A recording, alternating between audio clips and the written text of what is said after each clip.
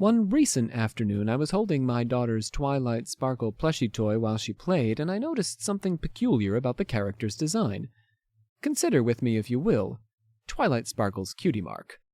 5 smaller white stars surround a larger 6-pointed pink star. This grouping suggests or symbolizes Twilight Sparkle and her friends, and its presence as her cutie mark, which encapsulates the essence of the purple pony's identity, suggests that her friends have always been a part of her. The fact that the center star, which represents Twilight Sparkle herself, has 6 points, and there are 6 friends total, including Twilight Sparkle, further points to the idea that the friends are Twilight, and Twilight is her friends. What if Twilight Sparkle's friends are not friends at all, but extensions of her own psyche? Today on Strange Ride, My Little Goddess, Part 2. The occultism... Oh, here we go. We're into it now. Part 2. My Little Mage. The occultism in My Little Pony is part of the general aesthetic of the show, but also serves as a central plot point. Unicorns possess the inborn power of telekinesis, and the unicorn Twilight Sparkle is a scholar magician who spends most of her time studying and practicing transmutation, teleportation, and various other magical feats. The medieval-style kingdom of Equestria is ruled over by a goddess-like sorcerer queen, Princess Celestia, from her palace in Canterlot. The puns just go wild. There's so many. Yeah. She is at least 1,000 years old, despite her youthful appearance and flowing rainbow mane, and serves as Twilight Sparkle's mentor. It's like a... Not her mom. Yeah, No, it's not her mom. No. Okay. More like her teacher. I don't think that they have parents. Many of them... Applejack has a grandmother, but they don't... And none of them seem to have... No, Twilight does have parents. And When do you meet them? Applejack does too.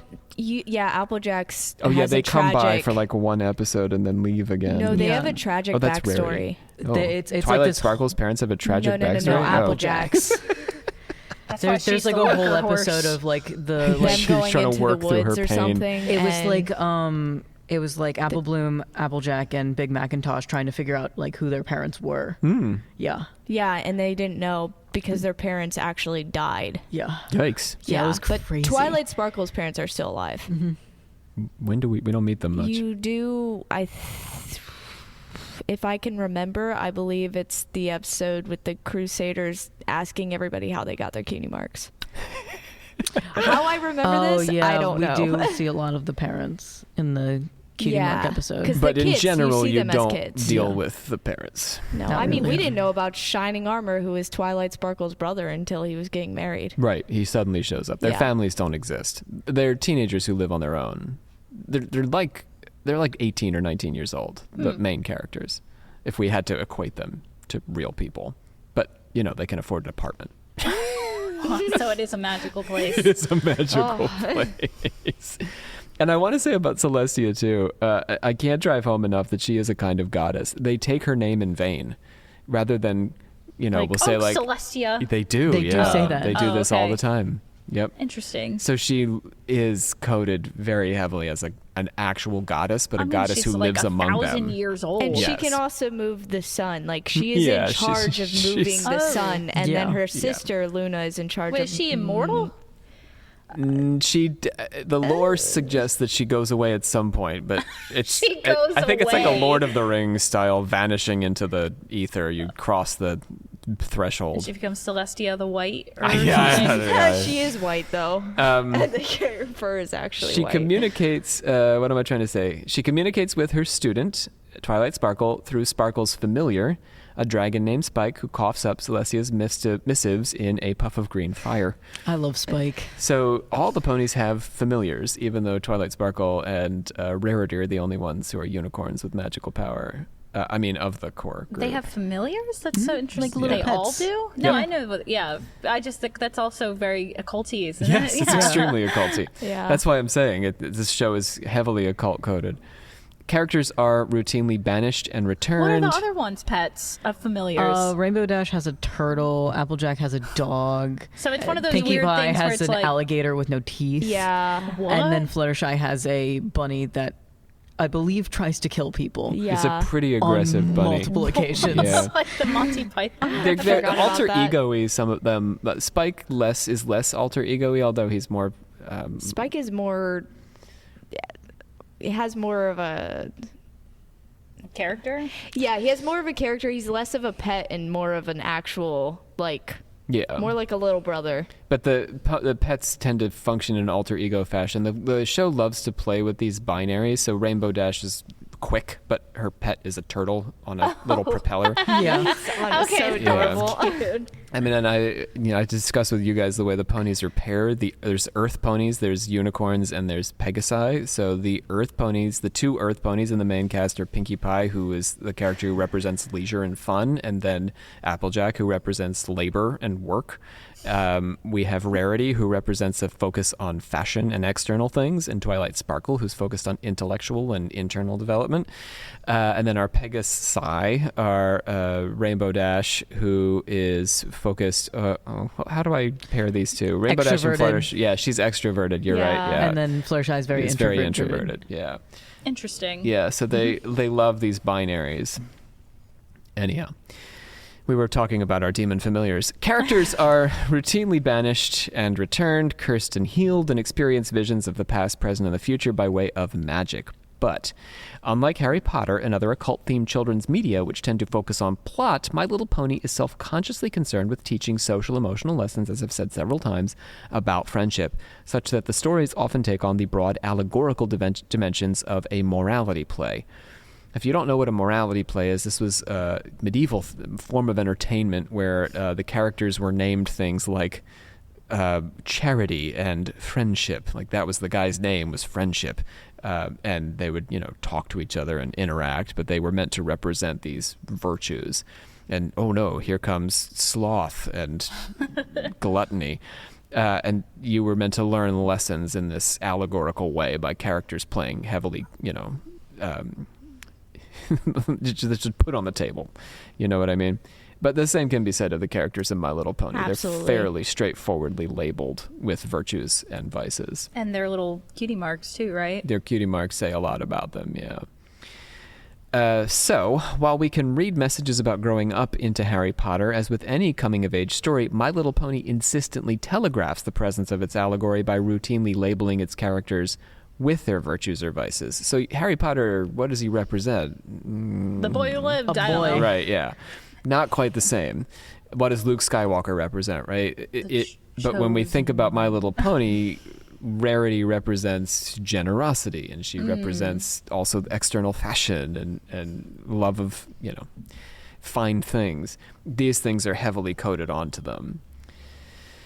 Easy enough for a kid to understand. Although other children's media is not so straightforward about Oh, the yeah. allegory, or if there is even an allegory. What is the allegory of the Teenage Mutant Ninja Turtles, for example? Right? I mean, it's pretty obvious. One of them really likes to say cowabunga, and the other one... Leo's the leader. Right. They have Raph that. is Yeah. the strong one. Mike. Raph is Mikey. the asshole. Yeah, I is didn't think of the him as the... angry, strong yeah. one. Mikey's the party guy, and Donatello's the smart the one. nerd. I Yeah. remember growing up, there was always a comparison as like, okay, which one of the main six are you most like? Oh, yeah, which the was very online easy in quizzes. this. Yeah. Yeah.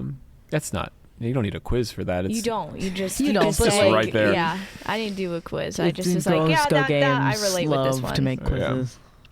While character is clearly a primary concern for the show, its various plots can sometimes feel sketched or rushed as the story is subjugated to these lessons. In this way, the show's magic calls out to be read through the lens of psychological exploration. Interestingly, so does fin de siècle occultism. The strange affinity between occultism's psycho-spiritual bent and My Little Pony's social-emotional allegory makes occult theory an ideal tool to look below the surface of what the show is attempting to communicate to its audience. In his introduction to Samuel McGregor Mather's Ars Goetia, or The Lesser Key of Solomon, Aleister Crowley wrote that the spirits of the Goetia are portions of the human brain. Their seals therefore represent methods of stimulating or regulating those particular spots through the eye. This ideology became an important framework for postmodern chaos magic. Genesis Peorage's The Temple of Psychic Youth held that a great deal of energy is wasted on arguing over the validity of much that falls under the general heading of occult, whether things are real or imagined. Much of the evidence to date is confusing, partial, or fabricated to meet a given need. It is better by far to accept occult experiences as they occur, to recognize and interpret them personally without trying to fit them into a predefined system. In other words, magic's reality is subjective and psychological. Similarly, Twilight Sparkle says of her friends in the second episode of the series, "I felt it the moment I realized how happy I was to hear you, to see you, how much I cared about you. The spark ignited inside me when I realized that you all are my friends. When those elements are ignited by the spark that resides in the heart of us all, it creates the sixth element of magic." Oh. Do you see how these things click together? It's weird. That is weird. I'm going to tell you in the end why it's not weird, but it's weird at this point. It's kind of mysterious. The elements of harmony, arguably the most loaded symbol in the series, are featured almost exclusively in epic-style two-part episodes that begin each of the seasons. Twilight Sparkle's ability to successfully harmonize the conscious and subconscious self and to attune to the deeper inner will or occult will requires frequent recourse to the elements for the first several seasons. Princess Celestia's younger sister Luna, with her power over the moon, surprise, was banished when she grew jealous of her sister's power over the sun.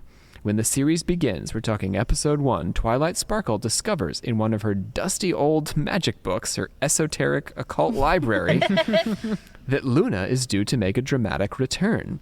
Twilight Sparkle prefers the solitude of her library, but Celestia sends her down to Ponyville to prepare for the sun celebration happening the next day at sunrise. In Ponyville, she meets 5 friends whose personalities happen to align, coincidentally, with the elements of harmony: honesty, kindness, generosity, laughter, and loyalty. Later, Celestia reframes them as charity, compassion, devotion, integrity, and optimism, a more adult interpretation of those pony virtues. What is laughter? Laughter becomes optimism. Yeah. I missed that word. It just feels better Yeah, now, yeah, right? it does. Laughter is like... Laughter. That's what I was thinking. I was like, that one of these doesn't seem like the other. One of these things is not like the other. That's Pinkie Pie's. But optimism makes Yes. far more sense. In order to free Equestria from Nightmare Moon, who is the dark alter ego of Luna, the 6 friends journey into the Everfree Forest where the elements are housed somewhat haphazardly in the ruined castle of the Pony Sisters. When they find the gems, which look more like rocks, the 5 leave Twilight Sparkle to conjure over them, but then they have to rush back in to save her when Nightmare Moon attacks. Nightmare Moon crushes the elements, but Twilight Sparkle somehow realizes that her friends are the essence of the elements, and the rocks reform as gems, allowing the 6 to blast Nightmare Moon with rainbow energy, transforming her back into Luna. This is the first episode? Yes. Yeah. First 2 episodes. Oh. Yeah. It's Yes. intense. Very That's how they intense. started the show? Yes. That's wild. But I guess it's a way to get you It gets you hooked. Yeah. Fun fact, I didn't start watching the show because I saw it on like Netflix or whatever. I started watching the show because one of my adult friends, she really liked My Little Pony and she had the little figures and I loved them. And so I started watching it because she really liked it. So it was an adult woman. Who got you in? A Pegasus. Yeah, she doesn't have kids or anything. Yeah, Pegasus. exactly. The magical resuscitation of Luna can be read as a reintegration of the shadow self or conquest of the dweller on the threshold. But as Savannah pointed out, this happened so early in Twilight Sparkle's journey that the shadow self, despite the high drama it raises, is fairly minimized as a step on Twilight Sparkle's journey. Unlike Harry Potter's... That's what I was thinking. Yeah. Was like it throws off the whole narrative thing because it's like, so looking at this as an adult and somebody who makes art, it's like, why should I care about these characters? Why do I care that their friendship is powerful enough to save everything if they literally just met each other? Like, I feel like something like that would be so much more meaningful if, like, after I watch them become friends, then they do it, you know? They're saying that the shadow self, which we're used to being a major plot element, is... I mean, they're essentially saying no big deal. Like, it's a big enough deal to warrant 2 big episodes, but then, okay, we're done. We're good. We did the shadow self. We have bigger fish to fry. I think Which is spending 20 episodes watching Pinkie Pie do Slapstick? I'll show you. No, it goes I places. also want to But point that too. out that I think Celestia knew that those specific ponies were going to help in this event. This is because suggested. because she's like,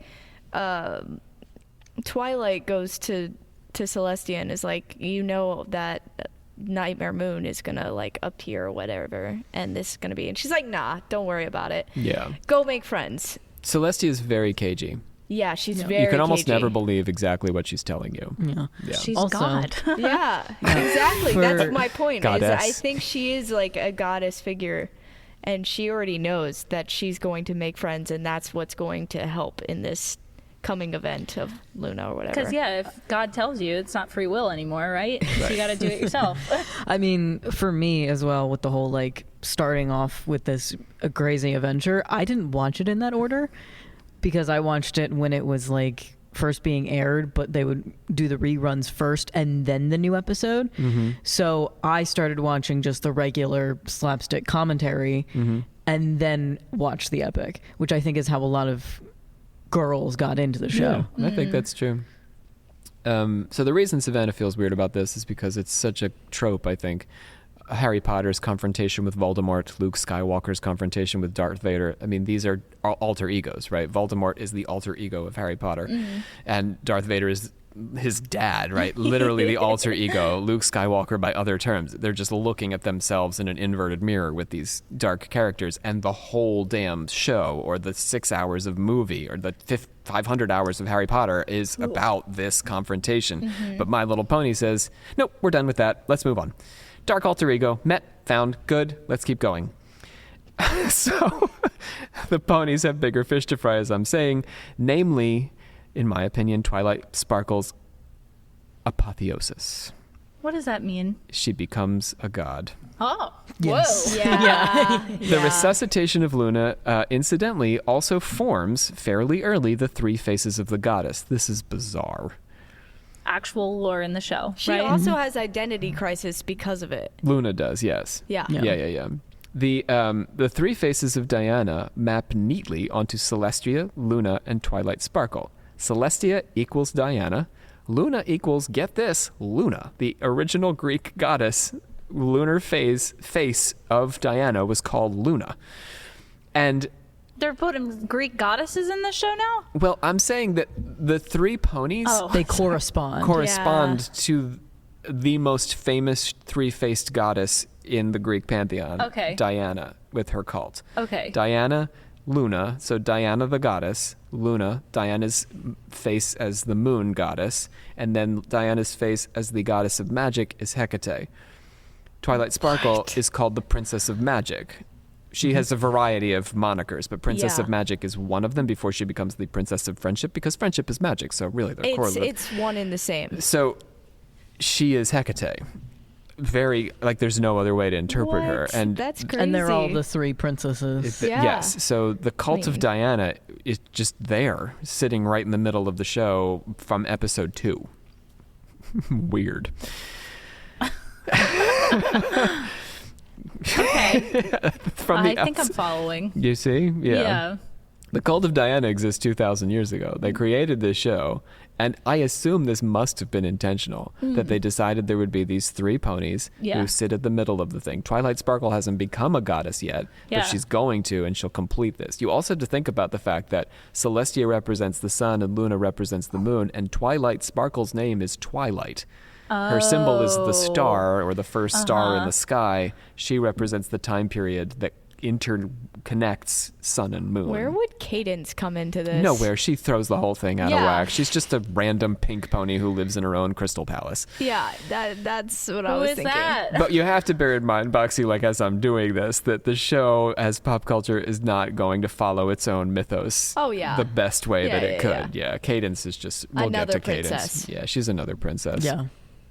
From the outside, Twilight Sparkle is a liminal figure several times over. She sits between Luna and Celestia, mediating their reunion. She exists between the states of ordinary unicorn and ascended princess, and she lives between the goddess's palace, Canterlot, and the regular world of Ponyville. How did she become a... So you're not a princess by birth in this world? No. You have to earn it. Other than Ooh. Cadence's child, who was an alicorn from birth. Spoiled kid. Nepo baby. Literally, that's what it is. Like the soul in the Emerald Tablet of Blavatsky's Secret Doctrine. Well, that was an Isis Unveiled. Well, it was in that Secret Doctrine, sorry. Twilight Sparkle comes down from Celestia's palace to develop, grow, and ascend once more. So she literally descends from the palace of the goddess to Earth to learn her lessons, become a princess, and return to the palace. Who does? I'm sorry. Twilight Sparkle. Yeah. Oh. Our main protagonist. Oh, okay. She's okay, following the because path she's of the Emerald lived Tablet. in this goddess castle in the goddess world for the amount of time. Then An she goes to indeterminate Pony. period, yeah. We don't know much about her life before the show begins, but she is in this palace at the start of the show. And then she goes to Ponyville, She which comes is down to Earth Earth. Okay. and then goes back up to heaven, having learned and developed and grown. Not the weird Interesting. mention, like when she becomes a princess, she goes to this weird liminal space. She goes on an astral journey, yes. Yeah. Yep. Like a literal She enters an astral- alternate plane of being. with Celestia. Yeah, who's there? Well, because she's the goddess. Yeah. She can go wherever she wants. It's like this star place. It's crazy, weird. So how do you get to be a goddess? This is what the show is charting, and that's, I think, what's most interesting. It is creating a myth of how to become the divine feminine. The ponies need the elements of harmony next, so they needed them for Nightmare Moon. Now they need them again, because a dragon chimera named Discord has broken free after having been petrified in the distant past by Celestia and Luna.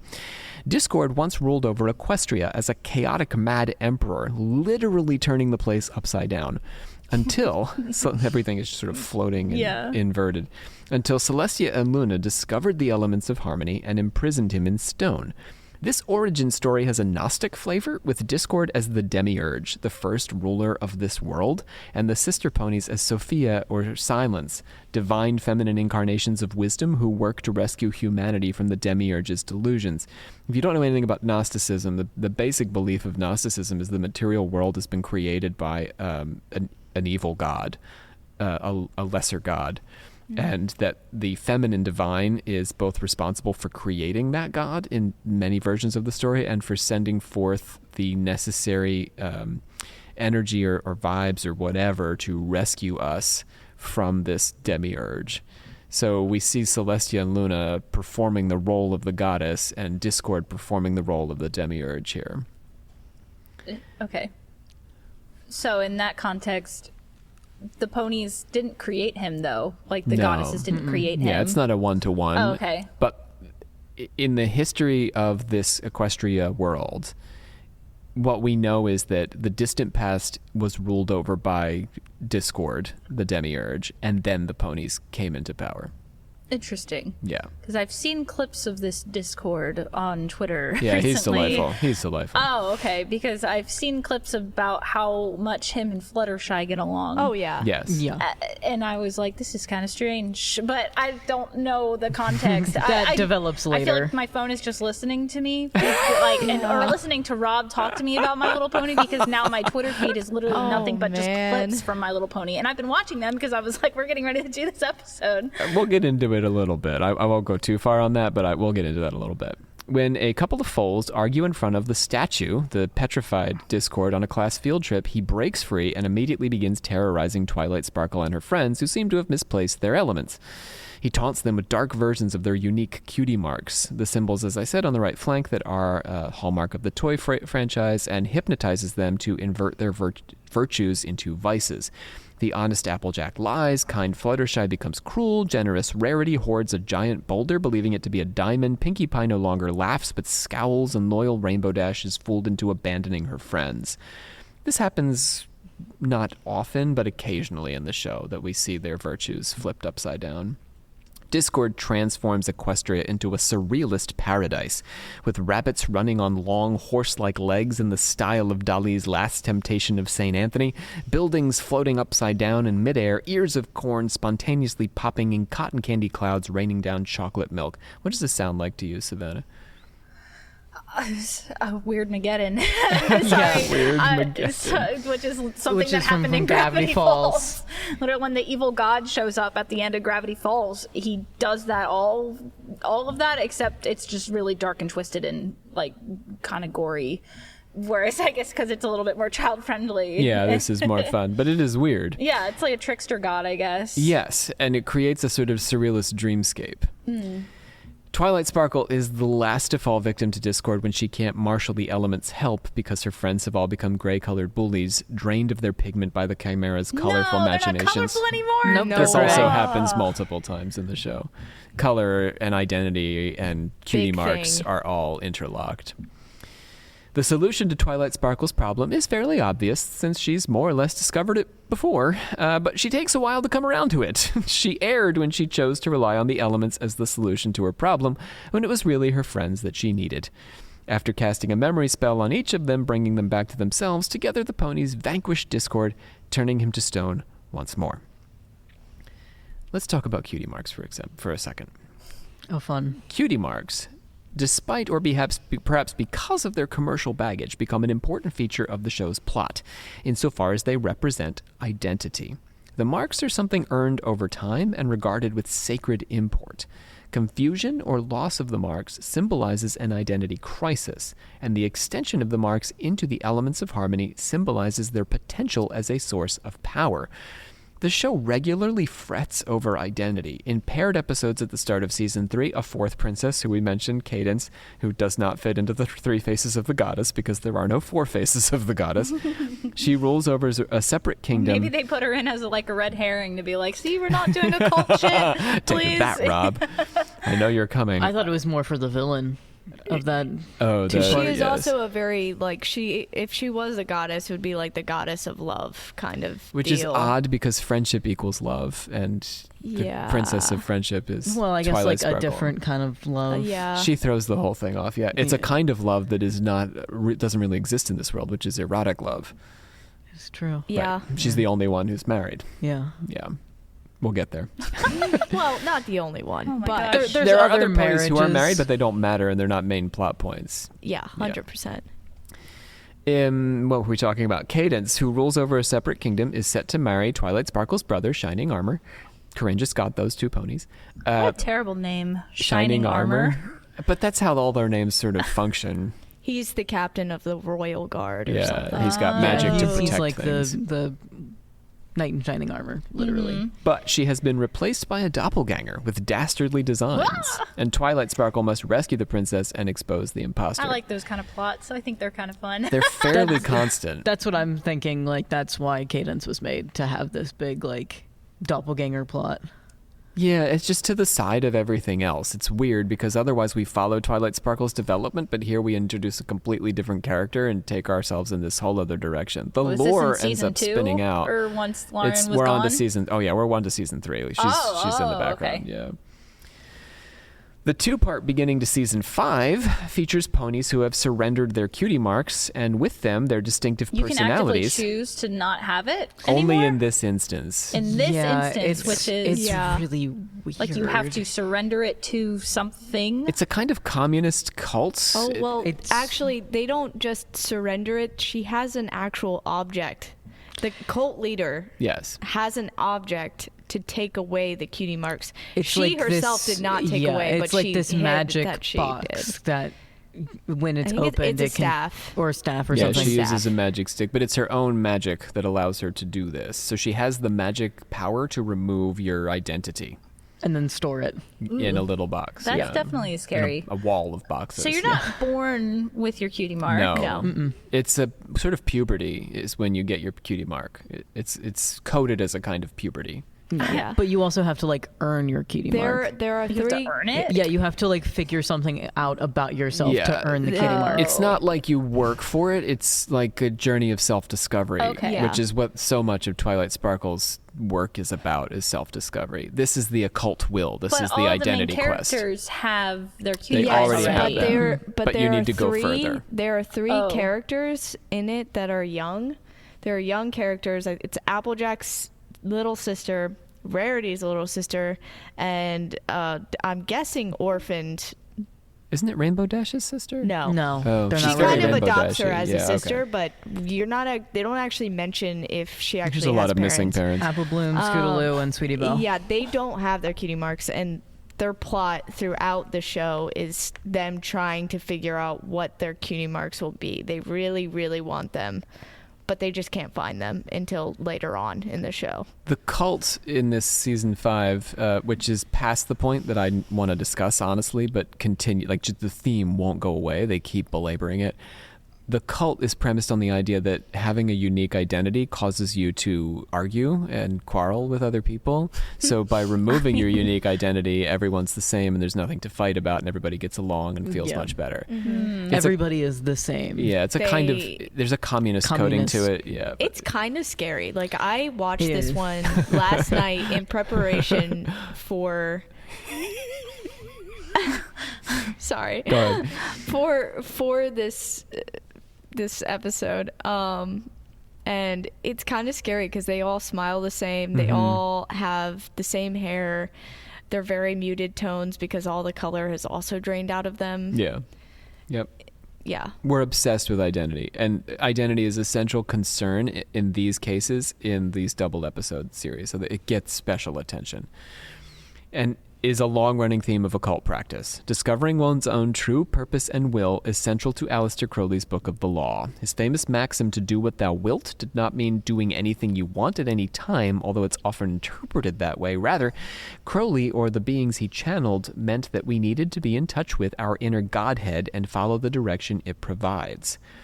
Riffing on Crowley, the postmodern Chaots argued that discovering the inner Godhead requires an exploration of the subconscious. The Temple of Psychic Youth held that we each have many personalities operating inside of us, and these personalities contradict each other. Judging these varying personalities to be dangerous, especially the ones closest to our subconscious drives, we weed them out and sanitize ourselves down to a single self, when we should be connecting with and discovering ways to further express the personalities in our subconscious. Peter Carroll said that chaos magicians should gain full access to the dream plane and assume control of it by recording all details of their dreams in order to precipitate a lucid dreaming state. Learning to navigate the subconscious is the key to occult power. So, getting back to your question, you said, Savannah, well, if they all have their cutie marks, then why is Twilight Sparkle, why is she still trying to discover herself? The answer is because while a sort of conscious realization of your true will or self creates the cutie mark, there's still more work to do in negotiating with the subconscious. Now I'm about to blow some minds. Discord and Luna are the characters most closely associated with the subconscious. Luna is the chthonic goddess. She rules the night and is able to enter and navigate other characters' dreams. I can push her chthonic aspects further. She's also associated with the ponies' version of Halloween. That is true. Death and fear are all belong to Luna. And she learns, she's a little bit reluctant to own this role, and I think that's kind of funny. But it is. She ultimately does take on the full chthonic-ness of it. It does make sense why she was, because of the whole Nightmare Moon thing. Yeah, that wasn't, but it's badass. It was badass, but also being considered a villain. She was my daughter's favorite pony from the start. She's also my favorite Luna. pony. Yeah, she was mine as well. Because we're all a little spooky. That is true. So she is one of my subconscious goddesses, or subconscious characters. And now Discord's the other one.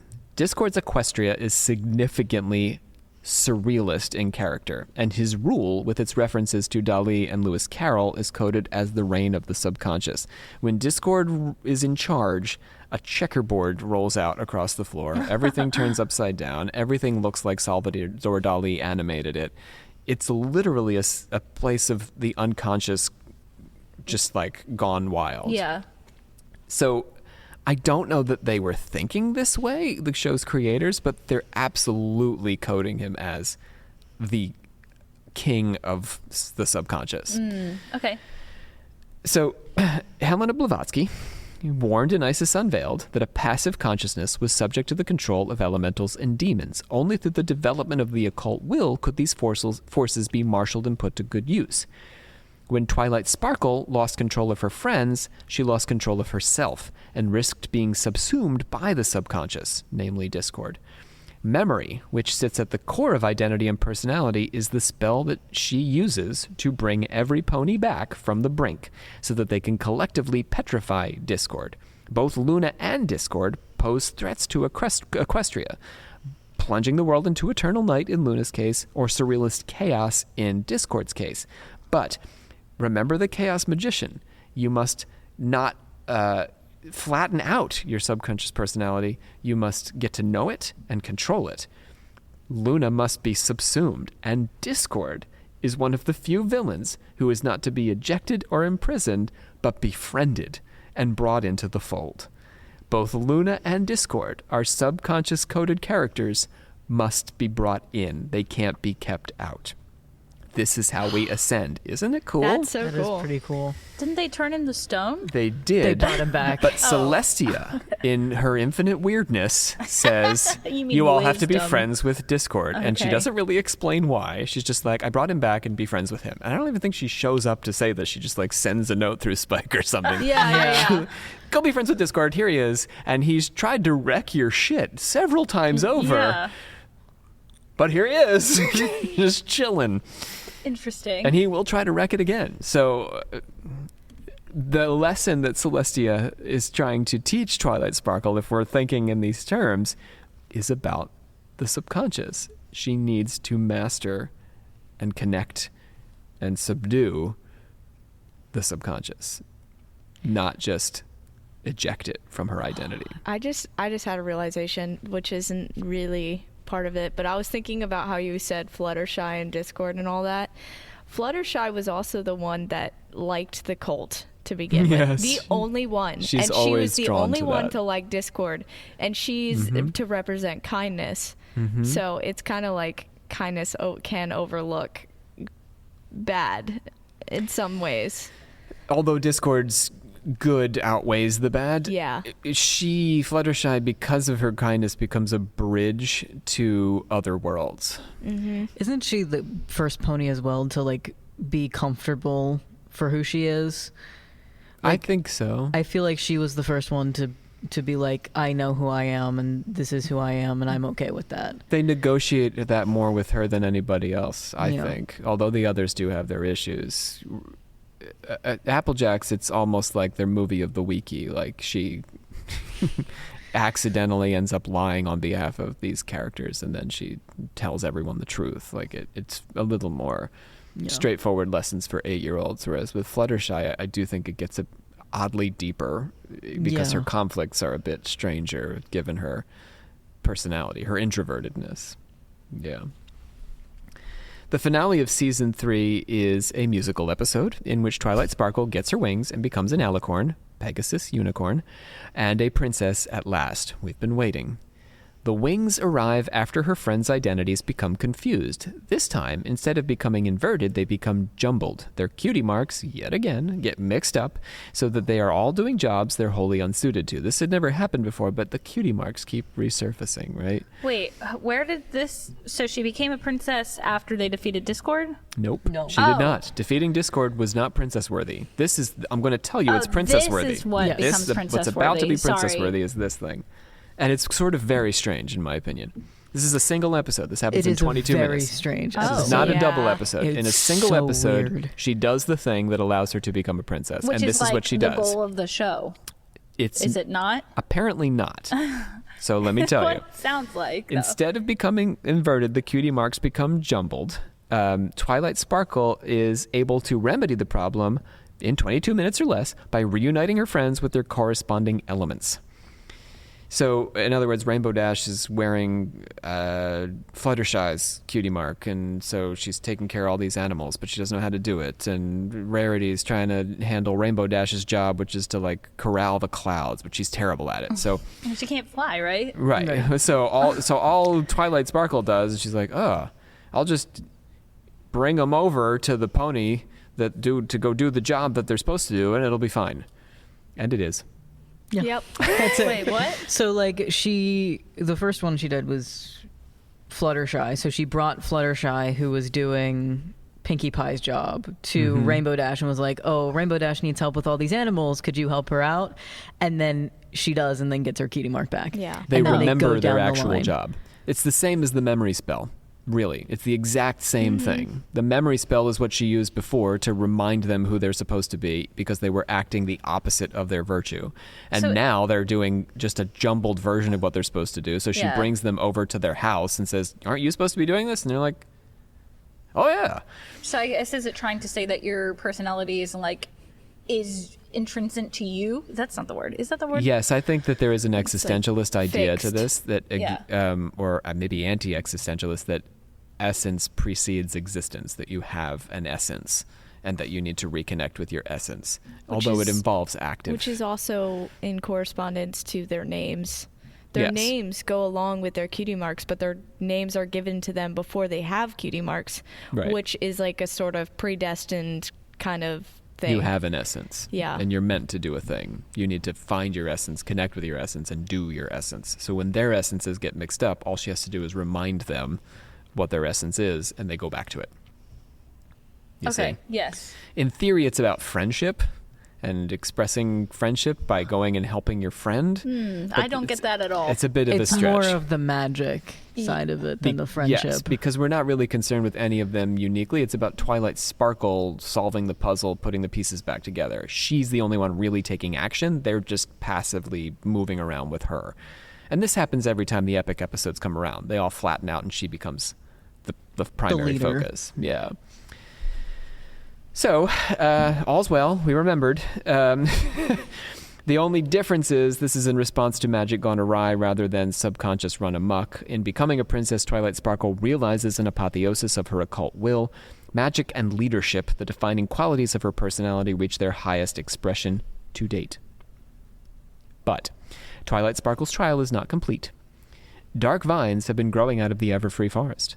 These aggressive plants kidnap Celestia and Luna and overrun Ponyville and Canterlot. Twilight Sparkle comes to discover that Discord had planted the vines over a millennium ago. But You fucking dick. But, yeah. Discord. but they never sprouted until the Tree of Harmony lost its ability to repel them. Everfree Forest is the seat of the deepest magic in Equestria. Not only is it home to the sisters Celestia and Luna original castle, but it is also the place where Zecora resides, a zebra represented as a tribal African stereotype.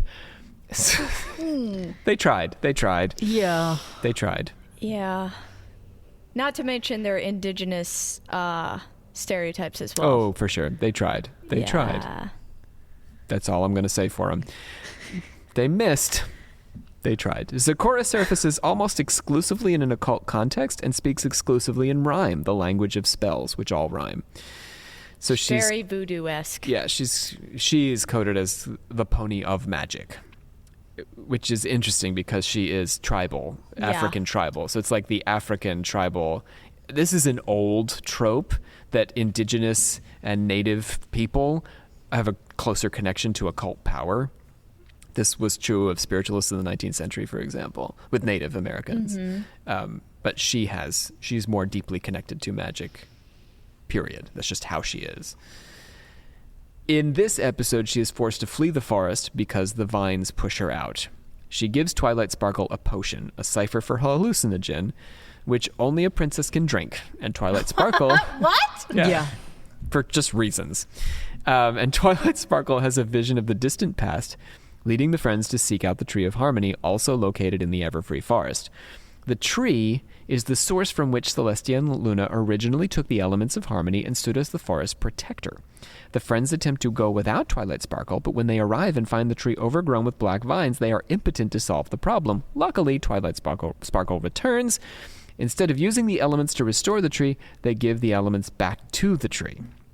The tree had been the original source of the elements, and only by returning them and surrendering the occult power of their individual egos could the ponies allow the tree to resume its original function of keeping the forest under control. Yeah, well, I was about to say, but isn't the power themselves? So, like, They're they wouldn't surrendering stop, themselves. but they wouldn't stop being themselves. Yeah, but they're surrendering what they think is themselves. Is that power? Is yeah, that occult power? Because they're Yeah, so that used to magic. using these elements to save everybody, so they're surrendering that in order to save everybody. They're making a But sacrifice. they won't be able to Okay. use that again. Oh, okay. Yeah. The act of surrendering the elements is the conclusion of a far more involved, as you can tell, 2-episode sequence in comparison to the fairly breezy single episode in which Twilight Sparkle ascended to become a princess. This marks the surrender as the more significant feature of her new maturity. Celestia says, "We know how difficult it must have been for you to give up the elements. It took great courage to relinquish them." 3 times, Twilight Sparkle has used the elements to bring her friends together, raising her to the status of princess. With this new status, Twilight Sparkle and her relationships no longer require the elements, and in fact must surrender them for their own good. The forest represents occult power, but it becomes overgrown because of the subconscious trickster, Discord. Discord starts the trouble in the distant past, showing how magical power begins in the subconscious. But he's necessary to the resolution. Subconsciously in Equestria the whole time building power. Okay. Yes, isn't that interesting? Yeah, that is It's sitting in your interesting. memory. It's sitting deep in the recesses of your and I mind. bet there was probably like a thing where Discord was like, I don't remember doing that or something like that. Yes, yeah. He's very coy and cute about it. He's popping the seeds in his mouth like popcorn, and they're spilling everywhere as he's like arguing with Luna and Celestia right before they turn him into stone, and then it's those seeds that come back and screw them all over. Interesting. But I mean, Twilight Sparkle, it's at this moment when she becomes princess that these seeds blossom and overtake her, because these seeds are magic. She becomes too powerful, and the power itself subsumes the world. Do you see? Okay. But he's necessary also to the resolution. Don't forget about Discord, because the pony mage, like the chaos magician, must be vigilant in her engagements with the subconscious and never turn away from it. When Twilight Sparkle separates from the others at their urging because she is now too important to be risked, again, ego, she's a princess, she's too powerful, she's too important, she's the only princess now because Luna and Celestia have been kidnapped. Oh, so her friends are like, you need to stay safe? Yeah, you can't hang out in the evil forest, you gotta get out of here. And as soon as she walks out, who does she bump into but Discord, who says, you should probably go back in the forest and help your friends. He's playing at being evil, like the forest is going to get her, but he's actually giving her good advice. He's the subconscious. Oh, Isn't it interesting? that's so cool. That's really cool. The way the subconscious both causes and solves the overinflation of occult will is further pointed by Zikora's potion. It's a hallucinogen revealing the secrets hidden from consciousness. When Twilight Sparkle has these hallucinations, she discovers the truth of how the place came together. At the moment of apotheosis, a princess must strike a new balance between the conscious and subconscious self by balancing her assertion of personal will with self-sacrifice. This happens one more time. The show has a kind of bad habit of rehashing these themes because I think it feels like it didn't do them enough, so it'll go back and do them one more time. Or do they, like, it also feels like for kids it, like, hammers it home if it's the same If thing they have over the and over patience again? to sit through the 20 episodes that happen between the first and the next time, yeah. But the memory spell comes twice, right? Twice she has to remind them who they really are. Mm-hmm. And now twice she has to make this big sacrifice. Once to the tree, and now to T-Rex, who I thought was T-Rex when my daughter was talking about him, and I was imagining this A big, dinosaur? angry, Dinosaur. small-armed dinosaur. But he's actually this... Black, shadowy. he's a what do I want to say, centaur-like creature. It's Yeah, like a I cross don't between know. a centaur and a minotaur. T-Rex. What? He's a a centaur and a minotaur, so it's like not a... he's a minotaur on 4 legs. Yeah. Okay. Kind of like an interpretation of like Satan. Of like There's a Sataniness like the goat to him. kind of. He comes from a kind of hellish alternate dimension. Yeah. Yeah, and also he like enslaves everybody. So Yeah. like they Drains literally their are like power. chained together. So the theme of sacrifice resurfaces at the 2-part conclusion to season 4. We've only really made it through 4 seasons. Jesus Christ. And we've skipped a whole lot of plot here. A magical thief, T-Rex, capable of sapping Pony's magical power, has emerged from Tartarus. Yes, Tartarus, because occasionally there's just randomly Greek stuff in this show, where Celestia has imprisoned him.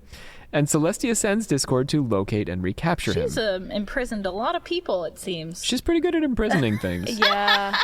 But she picks Discord, the chimeric dragon, to solve the problem of T-Rex, the greatest threat that Equestria has seen to date. Discord betrays the ponies because he's the subconscious trickster and he's going to do this. You dick. He sides with T-Rex, only to be betrayed by T-Rex. Celestia, Luna, and Cadence pass their magic to Twilight Sparkle to prevent having it stolen, because T-Rex saps your magic. But T-Rex captures Twilight Sparkle's friends, and after an epic battle, where my daughter was like literally shouting at the TV, Twilight, she gets really into it, yeah. I love that. Yeah, she says, get him. Does she really? Yeah, she does. love that. She jumps on the couch. Twilight Sparkle gives up her magic in order to rescue her friends. So that is a big sacrifice. all her princess friends have charged her up with the greatest magic in Equestria. And then T-Rex says, but I got all your friends here in my evil bubbles. And she says, No, not the evil bubbles. yeah, I'll give you the magic in exchange for my friends. Oh, that's not good. To give the all-powerful magic to the evil bad guy. Yeah. I mean, I guess to be fair, like It's dramatic. yeah, it is very dramatic. What's even more interesting about this moment is that Discord, who has betrayed her, she also rescues. Aw, He's in his own little bubble, and she's like, I'll take him too. that dick. That dick. At can't this help it. moment, Discord gives her what she needs to unlock a still greater power hidden inside the Tree of Harmony. Significantly, Discord's key must pair with keys discovered by the other ponies, all of which are discovered through a special expression of their distinctive virtues, and all of which Discord pointed to by bookmarking parts of their journal. Are these the 6 keys from the very beginning? Yeah. Well, I mean, the beginning of season 3. Yeah. Yeah. Oh, because like I thought you said like in the first episode there was like a flower with like. That happens at the end of season 3. Oh, sorry. And sorry. then we Yeah, wait yeah, 20 yeah. episodes, Oh man, and could then you it comes imagine back. the foreshadowing of that flower not being important for 3 fucking seasons? But it's not important for 20 episodes. that's It's true. still a That's lot true. of time to wait. And we don't even make a reference to it, really. It just sits there in the background. You never even see it. So she saves Discord. Discord gives her what she needs to open this pod. The new power that she unleashes destroys T-Rex, restores the princesses and the friends to their former power. Discord, the trickster of the subconscious, is unreliable here, and he causes a great deal of trouble with both the Everfree Forest and with T-Rex. But self-sacrifice in both cases allows the hero to harmonize the personal will with the subconscious in order to achieve a Kierkegaardian transcendence. By sacrificing magical power in the name of love, Twilight Sparkle is able to have both magical power and love. Ooh. Let me gloss Kierkegaard just for a second. This is Christian existentialism. Kierkegaard said that in the face of unbelief, we must believe. He said, if you're inclined not to believe in God, you must believe in God. And he compared this to the story of Isaac. So God tells Abraham to sacrifice Isaac, and Abraham climbs up on the mountain, and he is going to kill his son, but the angel intervenes, and he gets to keep his son. Mm-hmm. And what Kierkegaard says is that we're all like this, that all of us must sacrifice, must make the leap of faith. And in doing so, the same leap of faith as Abraham was about to kill Isaac, in making that sacrifice, that jump into belief, we have happiness and joy in this life and the next. So he said you shouldn't believe because you hope for a better afterlife, but you should believe in God in this life because it makes this life better. In fact, it makes this life worth living. The sacrifice is the belief. You see what I mean? Mm-hmm. The reward is to make this life worthwhile. I don't know. If I can I'm do getting this it. with The Seventh Seal. This is a great movie where the guy plays chess with death. Okay. So this is how I tend to or maybe a helpful way of interpreting Kierkegaard.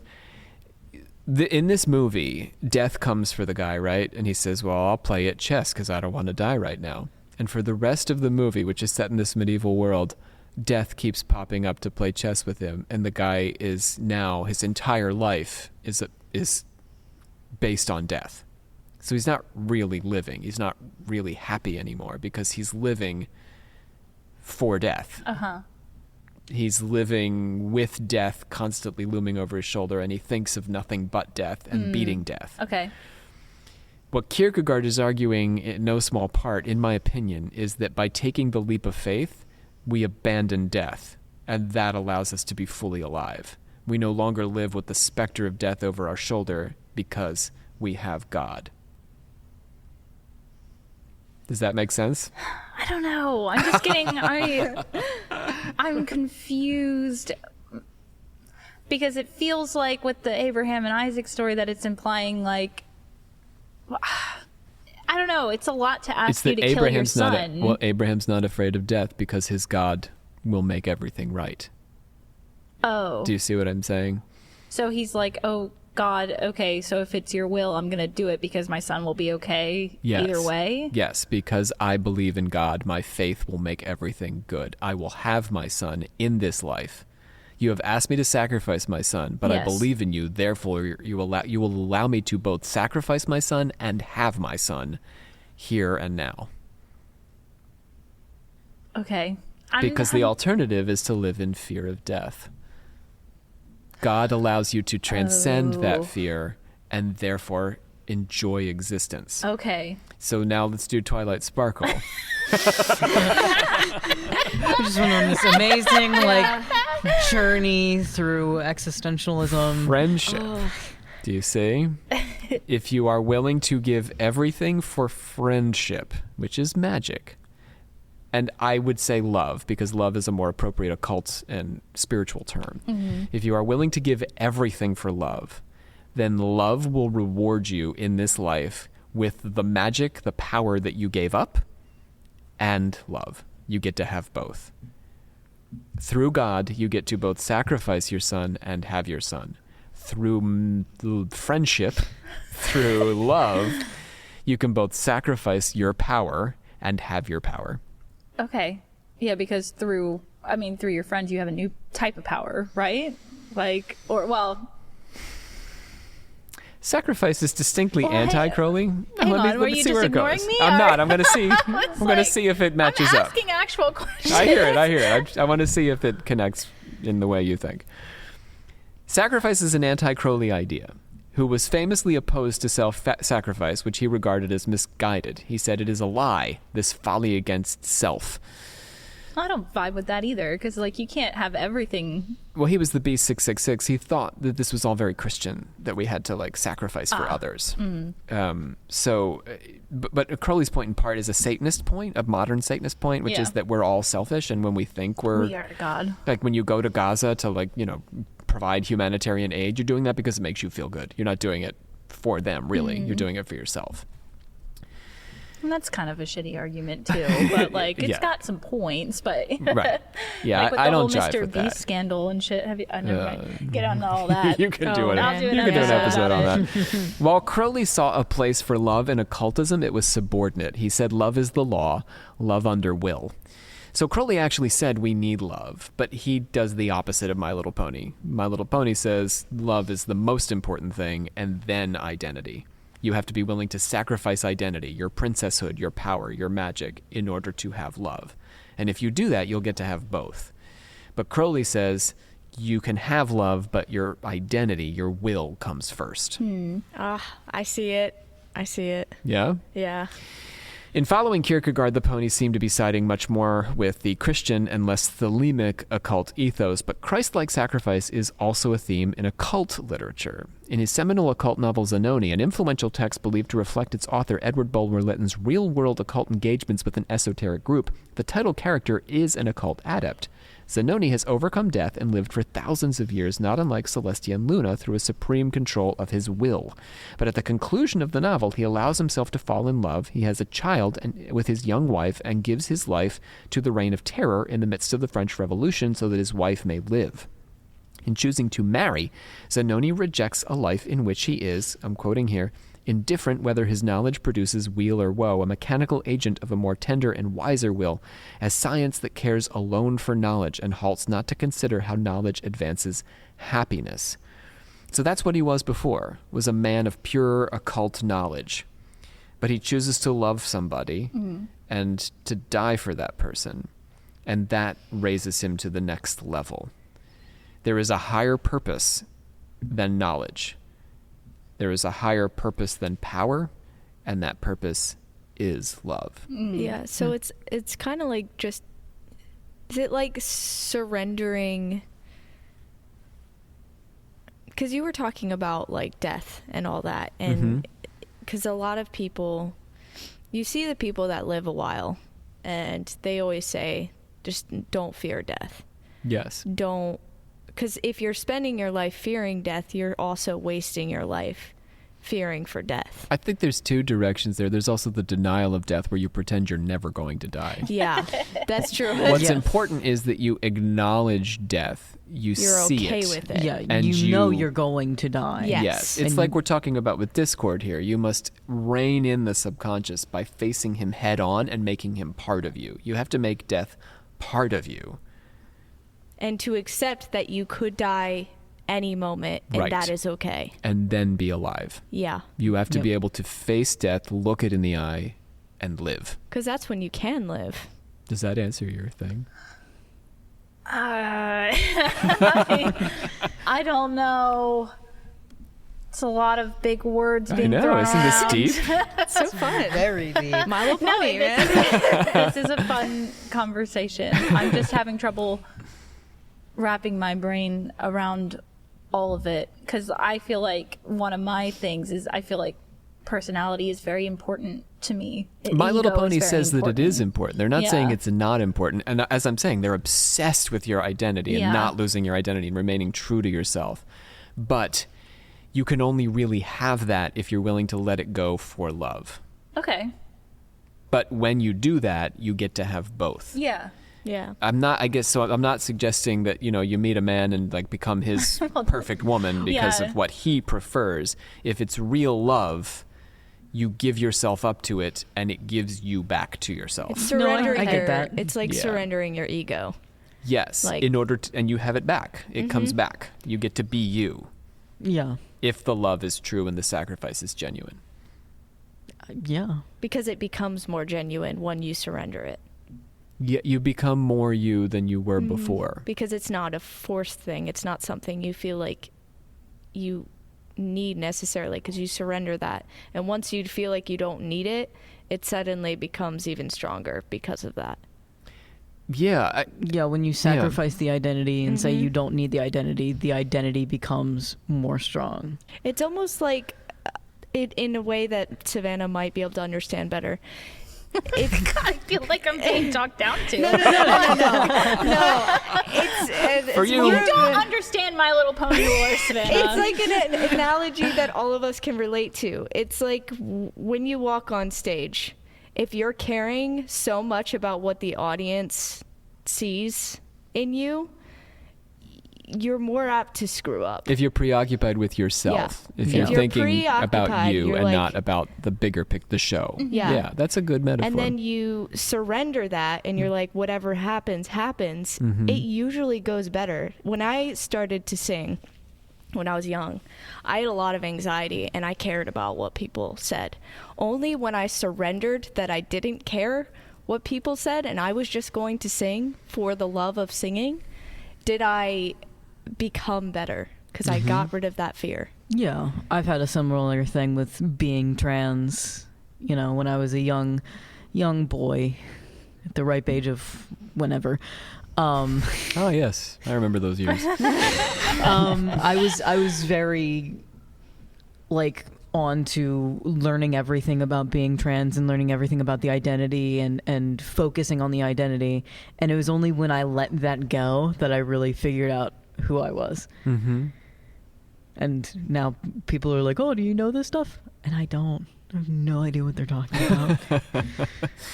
Yeah, I mean, if you want children, when you have children, you become more yourself through those children, but it requires that you give yourself to them and give up a lot of.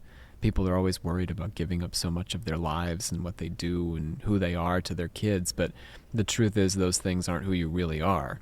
You know what I mean? That's just what you do in your spare time. Watching movies at 2 o'clock in the afternoon is not really who you are. You know No. what I'm saying? No. So the children help to bring that out. Or, when I started this job, right? And I gave myself to the kids, my kids here, Yeah. my non-biological children. It was the same experience of finding myself through teaching and through creating with these folks, a person I couldn't have been without the people here. Yeah. Just like I can't be the father without my children. They allow me to be that. Yeah. But it didn't exist without that sacrifice. So it's not really a sacrifice. Yeah. Yeah, it's like when something my mom used to say a lot was like, if somebody is bullying you or talking down to you or trying to get something out of you, just say, I don't care. And then they can't get anything out of it. Like my mom would be like, if your siblings are being mean to you or making fun of you, That's a tough just one to act hear. like you don't care, and then they will start to get bored. Yeah, that's because tough. you're not getting anything out of it. I know. It Yeah. works. It's tough. I know, but my kids, it's a tough lesson to learn. Yeah, it is. Love is an important theme in Wicca and witchcraft, which are pointedly concerned with the goddess. For the neo-pagan Starhawk, all began in love, all seeks to return to love. Love is the law, the teacher of wisdom and the great revealer of mystery. Not love is the law, love under will. Love is the law, period. Love is essential to Twilight Sparkle's metamorphosis in an incarnation of the goddess in which she must achieve the perfect balance of love and will through personal sacrifice, giving love precedence. In this way, Twilight Sparkle's story aligns with non-Christian myths of magical and divine women. Get this.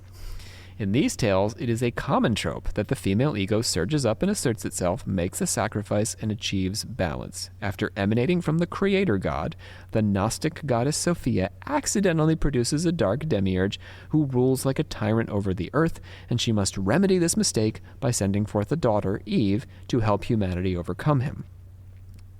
About Rhiannon in Welsh Druidic tradition. Rejecting the suitor her father has chosen for her, the Welsh druid Rhiannon seeks out her own king to marry. She asserts herself. After the birth of her first child, a demon steals the newborn away. Her midwives, who had fallen asleep rather than guard the child, blame her and accuse her of eating her own baby. It's time for sacrifice. I remember this story Yeah. now. The king intervenes to keep his wife from the executioner's axe, but she is forced to carry travelers back and forth to the castle on her back as penance. Got to talk about Rhiannon in a pony episode. Oh, of course. Yeah. But do you see? She asserts herself, but then she has to make a sacrifice. Uh-huh. But then a neighboring lord wounds the demon, discovers the child, and she's redeemed. So that doesn't involve her taking action, but she is taking action by making the sacrifice and putting up with this penance that she has to do, and in return, she gets everything back. She gets to have the man she wants, and she gets to have her child back, and everything is restored to her. Temporarily, anyway, in the myth. Yeah. More recently, Edith Plasko's 1972 feminist retelling of the Lilith legend tells how Adam's first wife refuses to submit to him, asserting herself, leaves Eden, but Eve eventually climbs over the wall of the garden and brings Lilith back. So she asserts herself, but she still gets to live in Eden. Mm. The sacrifice is getting kicked out. Do you see? Mm-hmm. The act of self-assertion empowers each of these divine women, but it also creates an imbalance that must somehow be remedied. Twilight Sparkle and her friends must assert their individuality, but also find a way to harmonize their will with the call to love. Most like Rhiannon, the sacrifice leads to a complete recovery and even elevation of status, power, and ability. A key difference between these historical examples of feminine divinity and My Little Pony is that they situate the feminine in relation to the masculine. Starhawk places the goddess at the core of creation, and the goddess gives birth to the god. In contrast, there is very little masculine presence in Equestria for the feminine divine to either complement or oppose. Rhiannon escapes masculine control when she chooses her own husband, but then must negotiate feminine betrayal by her midwives. Listen to all this gendered behavior going on.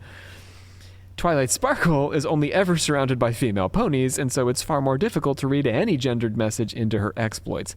Male ponies exist, but they don't have much to say or do in the story. With the possible exception of Twilight Sparkle's brother Shining Armor, who marries Princess Cadence and leaves almost as soon as he's introduced. Discord is voiced by a man, though. Yes, he is a man. Okay. And he's a male. He's not a male pony, though. Yeah, he's a dragon right. thing. He exists. And there's Spike. Spike is a dragon and a familiar. He's subordinate. Shining Armor is really subordinate to Cadence. At the Equestria Games, he sits below her. She sits above him.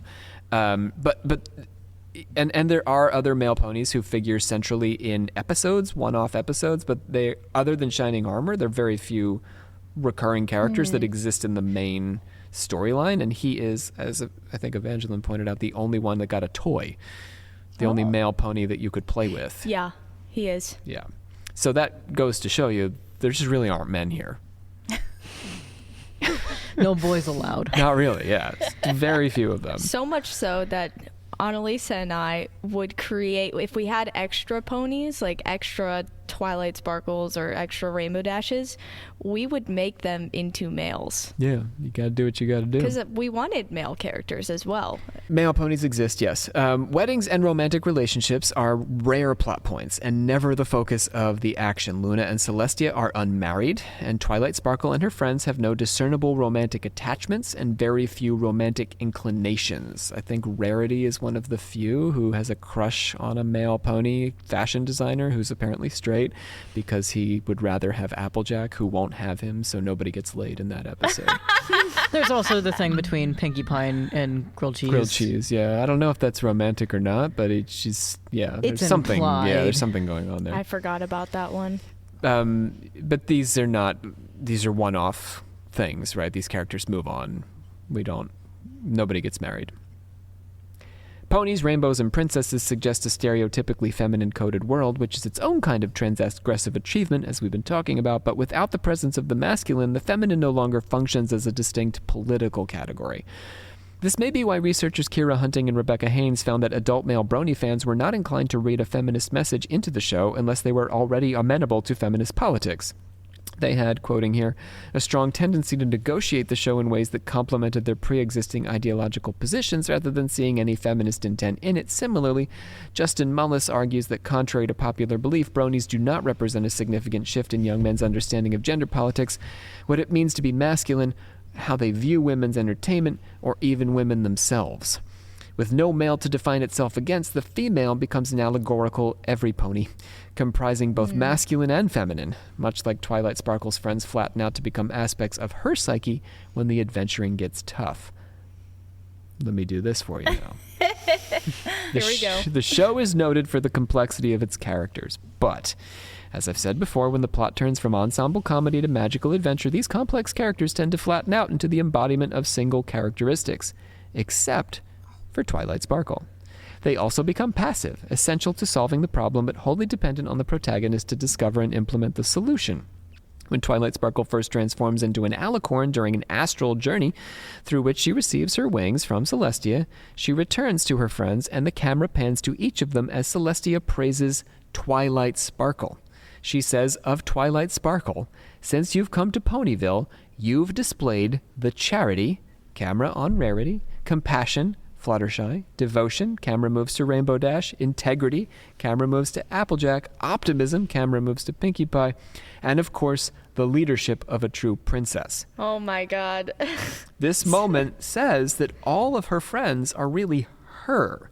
Yeah. Them discovering their characteristics is her achieving their characteristics. All of them. In order to be a princess, she had to be all of them. But yet they had to be individual as well. Yeah, exactly right. It's when they achieve their ultimate identity, she achieves her ultimate identity. They are her, she is them. Crazy. I mean, it is a pop culture product, so I mean, we got all these spandrels, right? About the whole Princess Cadence stuff is kind of spandrelly and you know, but there is an inconsistency to it in this way. Yeah. So the question lingers, why does My Little Pony reflect occult philosophy so well? I don't think that these writers sat around reading all these writers of occult philosophy, and this is how they came up with the show. I mean, the Diana, Luna, Hecate thing, that's kind of cool. Maybe they did that on purpose, I don't know. But the rest of it, what's going on here? An important part of the project of modern occultism is to create a practical method for charting a metaphysics of consciousness. My Little Pony is similarly focused on helping children to navigate their internal lives. Its lessons require some interpretation given the show's allegorical bent. The characters, after all, don't just have feelings, they often represent feelings. Insofar as they also represent virtues and sometimes vices, the show attempts to chart a still deeper course into the symbolic explorations of personal morality and the perils of growing up. Occultism is not just one possible frame for the show, but rather a frame that closely matches the show's approach, even if magic's prominence is only a coincidence. The show demonstrates the degree to which the lessons of modern occultism going back nearly 2 centuries continue to hold up as a reflection of what contemporary culture understands to be personal growth and development. While My Little Pony is naturally more circumspect about the personal nature of this growth, this pony-based cartoon for little girls shares a general ethic of the self with Edward Bulwer-Lytton and Helena Blavatsky and the Welsh Druids. The ascendance of modern occultism's theories of spiritual growth to the height of popular culture stardom show not only the prescience of the writers and thinkers of occultism, but also the degree to which the Western world has embraced the deeper underpinnings of third ways of knowing in a secularized culture. So think about it this way. The writers of My Little Pony are just trying to create an honest reflection of what they think is, good advice and about identity and self. And that's exactly what was happening with the Chaos Magicians and with Aleister Crowley and all these folks. They're doing the work of exploring the self and the consciousness, Wicca, right, through magic. Yeah.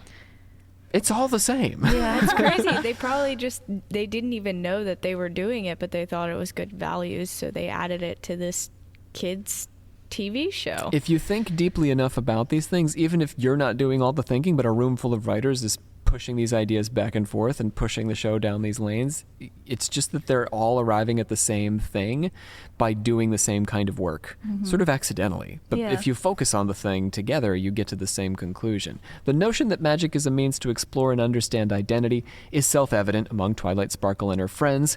Meaning is not passed down by tradition as an organized religion, nor is it invented as in secular atheism, but rather discovered through sometimes complex internal and external negotiations. Let's not forget that it's all about you. It's all about self-exploration and individuality and harmonizing that with the need to connect with the community. That back and forth is the thrust of this, but it's also the thrust of so much occult writing. Is it a coincidence that Aleister Crowley painted every man and woman as a star on the side of a Pennsylvania mountain in red paint, and that Twilight Sparkle's cutie mark happens to be a star? Yeah, It's probably a coincidence, yeah. But the consonance between Twilight Sparkle's journey and modern occultism is not. Drop the mic. What do you think? Did I sell you on My Little Pony as a secret occult text? Absolutely. Yeah. 100%. I think so. Yeah. It also makes me, I don't know, but it doesn't make me want to watch the show, though. Oh, I'm not no. going to lie. I didn't sell you on the plot? I think it's the idea of how, disjointed the plots feel from one another, where it's 20 episodes in between the super important stuff. To me, I'm just whatever. Honestly, you could just watch the important stuff. first two episodes in the season and the last 2 episodes of the season. That works for the most part. I will say that ensemble comedies are very charming and funny They are. and cute. And have their own symbolism in there or lessons. When you get up to that last season, what Netflix, by the way, cuts off at season 4, for them, I think it's very interesting that T-Rex episode, they're like, okay, we're good now. The show goes on for 5 more seasons. Oh. But Netflix is like, no, you did everything you set out to do here, My Little Pony. We're good. We're out now. We're not going to pay for the rest of these. Interesting. Yeah.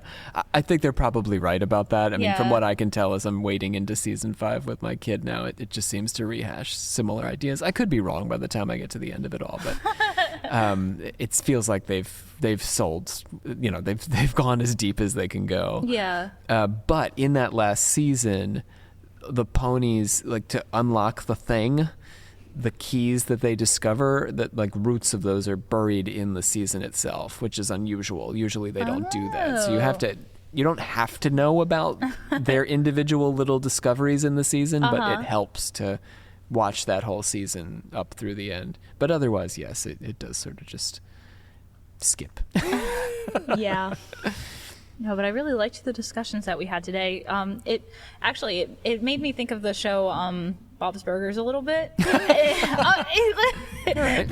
so the thing that I love the most about Bob's Burgers is that at the beginning of every episode, Bob or someone in the family sets out to do something. However, by the end of that episode, they have to sacrifice something.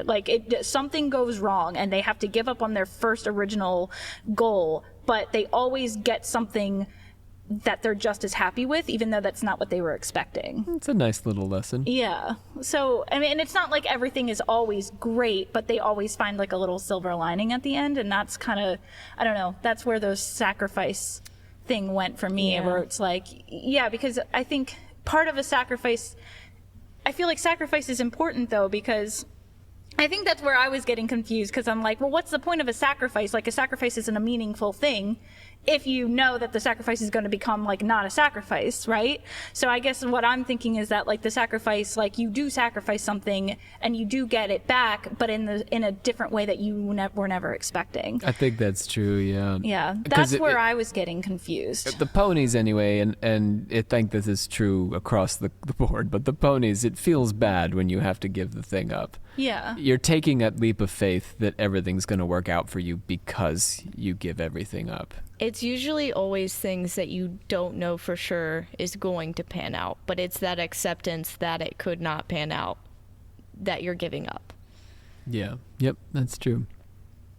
Yeah, so I guess I'm just trying to be like, I don't know, wrap my head around the fact that like a sacrifice loses all of its meaning. Like what they were saying with your good deeds loses all of your meaning because you're doing it for yourself, or you're like, I'm sacrificing because I know it'll turn out okay for me. Like that's not, I don't know. When you have kids, if you choose to have kids, there's this phase where, your wife's very pregnant or you're very pregnant and, everyone's telling you, honestly, like some people are just brutal how hard kids are. And people are just like, oh man, yeah, you're in for it now.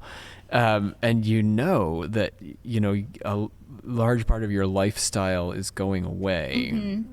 So that, is a very authentic sacrifice, but then you get it back with the kids. Like they bring back the fun and everything to your life. And along the way, they continue to take, giant gashes out of you. But I think that is closest to me by what I mean by the leap of faith, is that, you're going to have these kids and everyone around you is telling you how hard it's going to be, but you still think it's going to be a good time. Yeah. Or you're willing to have faith that it's going to work out for you. And I'll be honest, for some people it doesn't, because they can't actually make the sacrifice, and children for them are more of a burden than they otherwise should be. Yeah. So yeah, I don't want to say that choosing to have kids works out for you. Yeah, we're not implying that, and My Little Pony is not implying that the sacrifice will always end up becoming not a sacrifice in the end, right? Like, I think that's where I kept getting caught on it, because I'm like, well, because that's not true, because people sacrifice stuff all the time and then don't get those things back. You get back, you give up your magic and you get back the magic and the love. But I guess it's something different, yes. Right? It's different than what Twilight Sparkle was initially intending for. But sometimes herself. It's better than what you would imagine you would be getting. Yeah, I think it's better. It might be hard, but it's better. Yeah, that's true. That's the thing. That's the Christian. We're really talking about Kierkegaard here, not Twilight Sparkle. No, yeah. No, that's fair. But it's worth. Twilight Sparkle has a Christian existentialism to it. It's not alone. There's a lot of Christian existentialism out there in pop culture. But yeah, I think My Little Pony does the best job of porting it over into a cult universe in a pop culture space. And yeah, it's interesting, the idea of giving up in order to get back. Yeah. Or knowing that you will get back. I think you don't know in the moment that you sacrifice, and that's the leap of faith. Okay. That's the faith that you have faith that you will get it back, but that's not the same as knowing that you will get it back. Yeah. That is a really important distinction. You put your trust in God. In this case, you put your trust in love or in your friends. You put your trust in your partner and in yourself, really, with kids, that it's going to work out for you, that you can do this, and that it's going to feel good and be good for you. And it will be okay even if it's hard. Yeah, it'll be better It'll be Your life better. will be better as a result of having given this up. It's you see it Yeah. all the time with people who hold on to their pains and hold on to traumas and all that. The longer you hold on to it, the harder it will be. But Yeah. once you accept that it's there, then you can begin to work through it. It's hard, Yeah.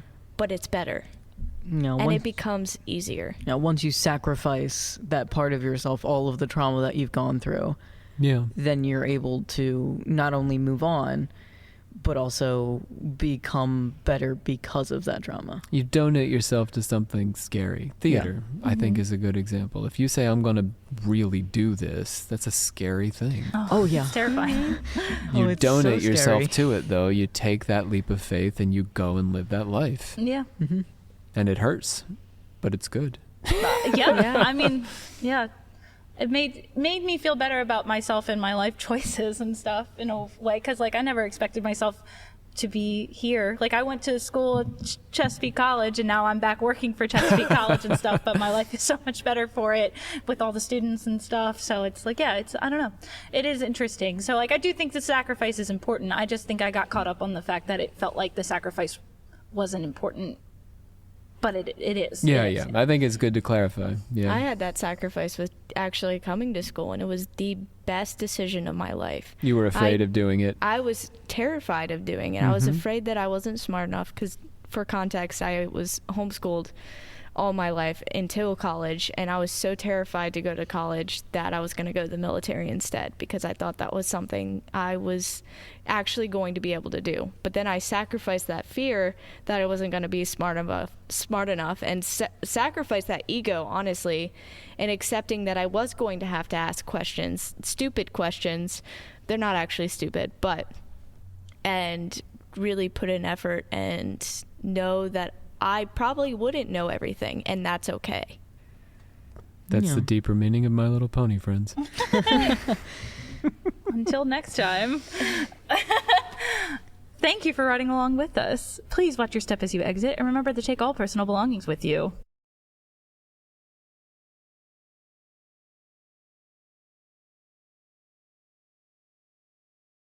The animated series' emphasis on social...